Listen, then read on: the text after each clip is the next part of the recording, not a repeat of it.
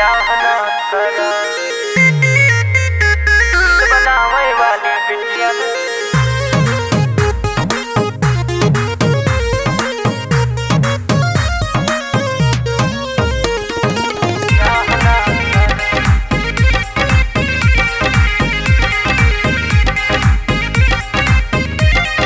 मेहनत कई के पढ़न है नौकरी पाई गयन सरकारी। इनके चक्कर माँ दादा ना काटब हम तरकारी। मेहनत कई के पढ़न है नौकरी पाई गयन सरकारी। इनके चक्कर माँ दादा ना काटब हम तरकारी। भरी जवानी आपन हम तबाह ना करा।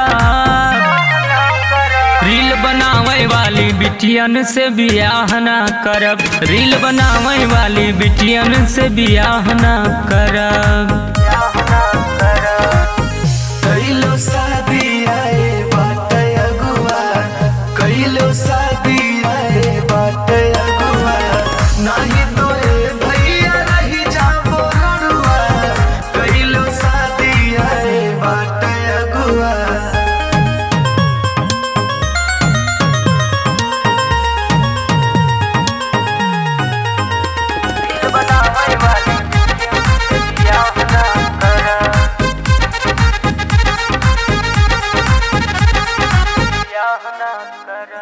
लाली पाउडर छोप के जब ये छत पर रील बनाई है। गांव के लड़के इन्हें देखी हैं हमका रोज चिढ़ाई है। इनके चक्कर माँ हम सबसे मार ना करब। रील बनावे वाली बिटियन से बियाह ना करब। रील बनावे वाली बिटियन से बियाह ना करब। ए भैया पहिराओ बिया है कई जोड़ी। ए भैया पहिराओ बिया है कई जोड़ी। यही लगनिया में चढ़ी जाओ गोरी। ए भैया पहिराओ बिया है कई जोड़ी। बनावे वाली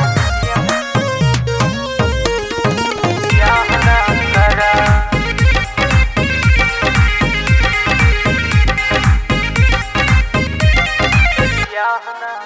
फेसबुक इंस्टाग्राम पर रोज नखरा झरी है। इनका अपने मर्द से ज्यादा दूसरे लाइक करी है। ऐसे दुल्हन के ओरी निगाह ना करा। रील बनावे वाली बिटियन से बियाह ना करब। रील बनावे वाली बिटियन से बियाह ना करब।